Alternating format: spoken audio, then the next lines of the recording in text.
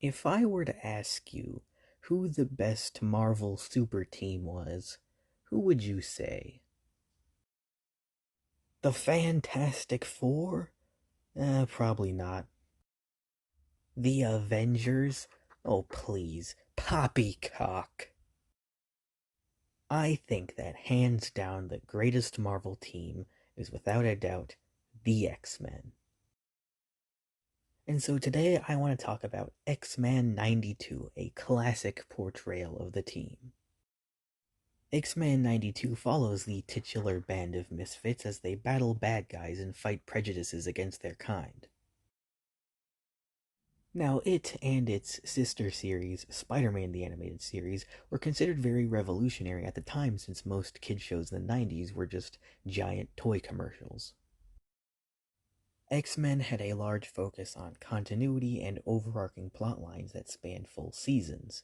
It also had a story that was surprisingly very impactful and hard-hitting. The X-Men were conceptualized by Stan Lee as a metaphor for racial injustice. They were a group of scrappy young heroes in a world that misunderstood and feared them. Later iterations of the team would have a much more diverse lineup to better round out the message. And X-Men 92 was not afraid to explore the uglier sides of this conflict. I know this is going to sound incredibly controversial, but hear me out. I believe that as a metaphor for racism specifically, X-Men doesn't really work that well. Throughout the series, they desperately try to make it a racial thing, but that doesn't really work for me since racism is usually rooted in xenophobia and fear of outside cultures. But I think it works a lot more as a metaphor for homosexuality, as it has nothing to do with where you come from or what region you're from. A lot of people view it as a disease, even though it's not, and many people can choose to hide the side of themselves out of fear of ridicule. I know some people might not like that interpretation, they prefer the other one. That's fine too, but I really do think this works a lot better. And X-Men does a great job highlighting a lot of the nuances with issues like this. X-Men tackles a lot of serious topics like homelessness, neglect, religion, and grieving, but it all still ties back to the main theme of how mutants are treated in society. Magneto is the perfect antithesis of the X-Men, as he shows that prejudice is something that can go both ways. Magneto's home country was destroyed by an invading force, and now he sees what humanity is doing to mutants now as the same thing. So of course, naturally, he would want to protect them. However, that does not give him the right to wipe out humanity, as that would just make him a giant hypocrite. Magneto and Professor X, despite being enemies, actually still see each other as friends and hold a lot of respect for each other. This is a version of Magneto that's still interesting as a character, even when he's not an antagonist. Just compare this to his Wolverine and the X-Men counterpart, where pretty much every action he made led to the suffering of mutants. This is a version of Magneto that cares more about power and status than the well-being of his own people. They sucked all the nuance out of a character all about nuance. Senator Robert Kelly is an antagonist in most iterations of the X-Men, and here he initially is that way as well, but the X-Men are able to show him their side of the story, and in later seasons he becomes a good guy. Yes, there are other evil, bigoted politician businessmen, but I do like how they actually gave one of them a redemption arc, sending the message that yes, some people can change their views. Speaking of evil politicians, the first season revolves around the creation of the Sentinels. And an absolutely beautiful piece of irony is that at one point, Master Mold, the Sentinel AI that creates all the other Sentinels, basically realizes that if its purpose is to wipe out mutants, and mutants are humans, why not kill all humans anyway? And then there's Weapon X, one of the ugliest sides of this universe. Instead of seeing those who are different as something to be feared or something to hide from, they see those who are different as something to exploit, as weapons for them to control. It's completely dehumanizing. Pretty much every character in X-Men is perfectly fleshed out and likable. Most of them, anyway. Cyclops is great as the team leader, and I really liked seeing Rogue and Gambit's relationship develop throughout the series. Storm is one of the most powerful on the X-Men roster, but unfortunately suffers from claustrophobia, and throughout the series has to repeatedly deal with this issue. Every character has at least one episode dedicated to them, and even if they don't, they still get lots of screen time in other episodes. It's a show that's able to balance all its characters despite having such a wide cast. And then there's Morph. Now, this part is very spoilery, but it's also very interesting. So, the writers wanted to show that this series would have consequences, so they made a new character called Morph and then killed him off in the first episode. However, in later seasons, they actually brought him back. And normally, I am very opposed to character resurrections, but here the way they did it was very interesting, as he was brainwashed and turned into a bad guy, but throughout the series needs to slowly regain his sanity and become a member of the X-Men once again. It's surprisingly striking storytelling for the 90s. X-Men made a point to show you why the characters care about each other, and that makes you, as a viewer, care about them. Now, going back to Jubilee, I think she actually could have made a really good protagonist, since there is a bit of a running gag among the fans that no one knows who Jubilee is, so for the writers to use such an obscure character as the main character, and like a girl as well, I think that is really cool. But she doesn't really do anything for most of it. She would just kind of go, "Guys, can I go on a mission?" And they're like, "No." And then she'd be like, "Oh, come on, why not?" And they're like, "No." And then she's like, "Oh man." And that's about it. I think out of all the X-Men, she probably does get the least amount of screen time. Something that I always found really unique about X-Men that is especially shown in this series is the way a lot of the characters are related to each other. I don't want to get too much in detail because a lot of it is spoilers, but so many of the characters here have intersecting backstories or unexpected family ties, and it makes the whole universe feel so alive. Every season of the X-Men has an overarching plotline with a few two-part and three-part episodes here and there. But hands down, one of the best is Days of Future Past. Again, the whole point of X-Men is that they're misunderstood heroes fighting for equality in this world that refuses to change. So to introduce a future where the heroes have failed feels like a total gut punch. It's not just a situation where, oh no, the bad guys have succeeded. It's more, oh no, mass hysteria and prejudice have succeeded. And here we get introduced to Bishop, perhaps one of the most endearing characters in the whole show. Bishop is a mutant who was tasked with capturing other mutants and delivering them to the Sentinels, as he believed this way they would spare him, and to absolutely no one's surprise, he was betrayed by the Sentinels. So he teams up with a scientist named Forge and uses a time portal to go back and attempt to stop an assassination which they believe is the catalyst for their world. But here's where things get interesting. A side effect of the time travel results in Bishop losing some of his memories. So he knows that he's there to stop an assassination, he just doesn't remember who's getting assassinated or who the assassin is. And this information is actually kept hidden for most of the episode. Even the audience doesn't know. So there's this YouTube channel called Filmento, and I'm crediting him here because this was like his idea, not mine. Basically, with movies, there is this rule that makes them compelling. It's goal, stakes, and urgency. And he argues that time travel movies have these three things automatically built in. He even did an entire video on X-Men Days of Future Past, the movie, and why that was so good. And I think that the 90s version also does goal, stakes, and urgency just flawlessly. It is perfect. Now, interestingly, Bishop is not a one-off character. He actually returns quite frequently throughout the series. Every time Forge fixes the future, a different bad thing will happen, and the future just goes back to being all crappy. So, he basically resets over and over and over again, and Forge keeps, like, forgetting, so he's like, "Dude, why haven't you fixed that thing already?" And then Bishop's like, "I did! This is like the 87th time."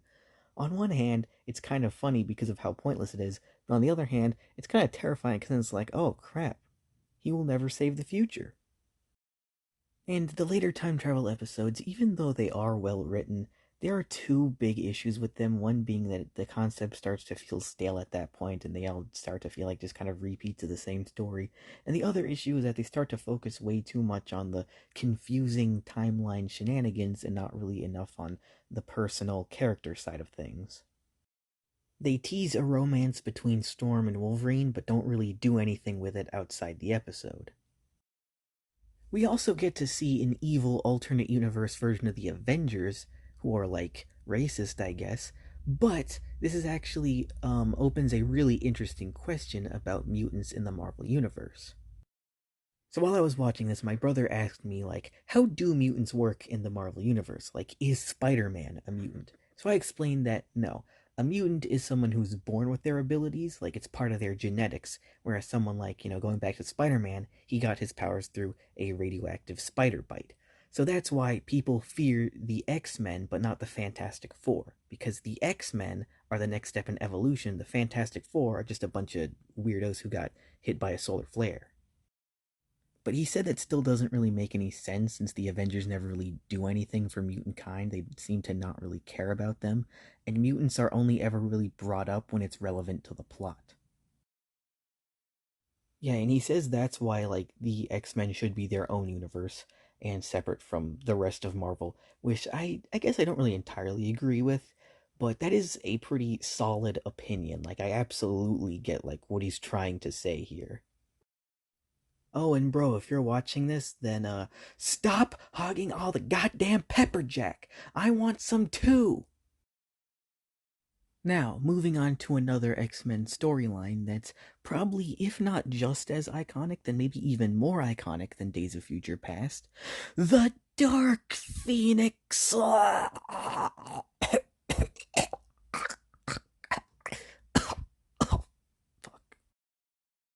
Now, there have been numerous retellings of the Dark Phoenix story over the years. Sometimes it was created by the same radiation that gave the Fantastic Four their powers.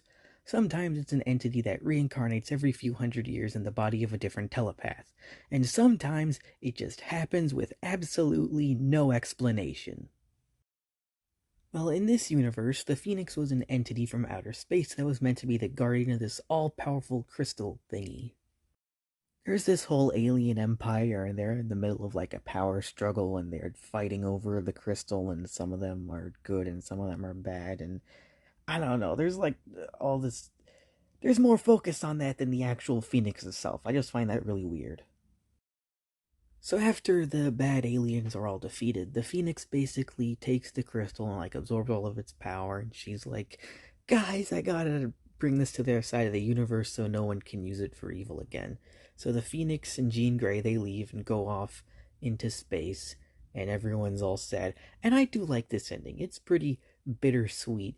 It's kind of like she dies, but not really because censorship. I know Spider-Man did stuff like this a lot. Except that's not actually the ending. You see, that was just the Phoenix Saga. Next is the Dark Phoenix Saga. Oh, the Dark Phoenix Saga. Okay, so this storyline felt a lot more like a story from Spider Man, the animated series. Which, like, I'm not trying to say that it was bad or anything. What I mean by that is, it felt confusing as all hell. So starting with the Phoenix herself, she basically, is this creature created to protect the crystal and do all that. But now that the crystal is out of sight, out of mind, and she has really no purpose anymore, she's like, hold on, I kind of like these new human emotions and human feelings. I kind of want more of this. So that motivates her to take over Jean Grey's body. So since Jean's been gone, the other X-Men are starting to move on and they're starting to accept that she won't come back. So Cyclops and then this other girl, Dazzler, they start to like kind of have a bit of a thing together. And so Jean finds out and then feels as though, they don't want her anymore and she starts to feel abandoned. But then there's this club of Victorian era looking ass dudes called like the Hellfire Club, and they want to indoctrinate Jean into their little weird cult thing. So there's all this like stuff going on. It's all supposed to contribute to Jean going insane, but it feels like a little bit much. Like there's just too much stuff going on. I like the idea of the Phoenix wanting human emotions, and I like the idea of Jean feeling as though the X-Men don't want her anymore, but the whole Hellfire Club thing just feels kind of unnecessary, a little bit forced. Like they try to brainwash her with like their psychic powers to make her join them. But I think it would have been a lot interesting if instead they tricked her into joining them. So Cyclops and Dazzler start like doing their thing, but like right after he finds out that Gina's back in town, so it's like, dude, why are you gonna do that then? And like I know it wasn't like entirely his idea, but Dazzler isn't really given that much development either. She literally vanishes right after this episode. And the Hellfire Club mind controlling her just feels really contrived. So have it where like she comes back to Earth and the X-Men don't know she's back, and then she sees that they've moved on, so then the Hellfire Club approach her and they're like, "Hey, look, we can be your new family." And she's like, "All right," since they haven't met before, so why would she be suspicious of them?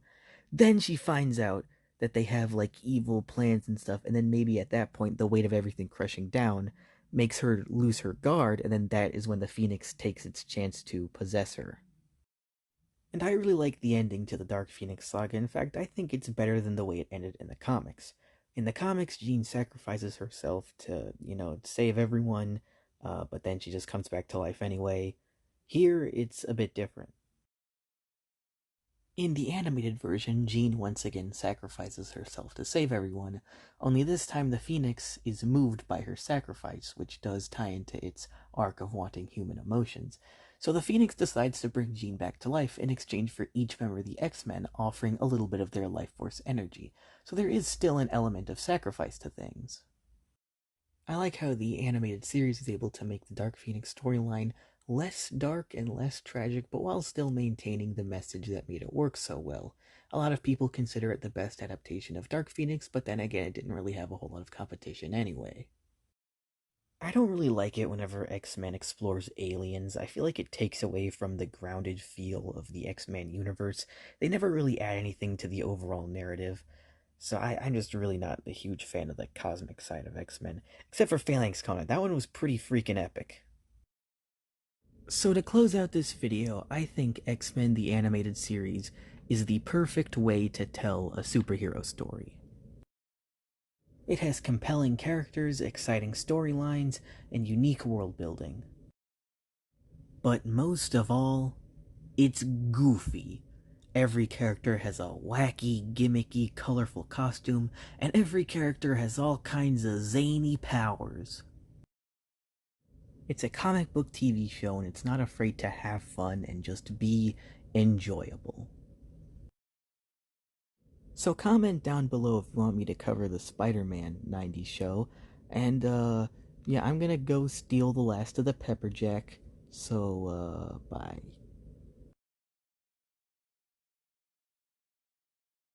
Those X-Men will never know what hit them. My latest plan is unstoppable. Disney Plus. So much recognizable IP. So much content for me to consume. Soon it will be the greatest streaming service in all of the Mojo-verse. And then no one will be able to stop me. But something's missing. There has to be more I can do to improve it. Iruka! I know just the thing. Subway Surfers gameplay! At last! Peak brain rot!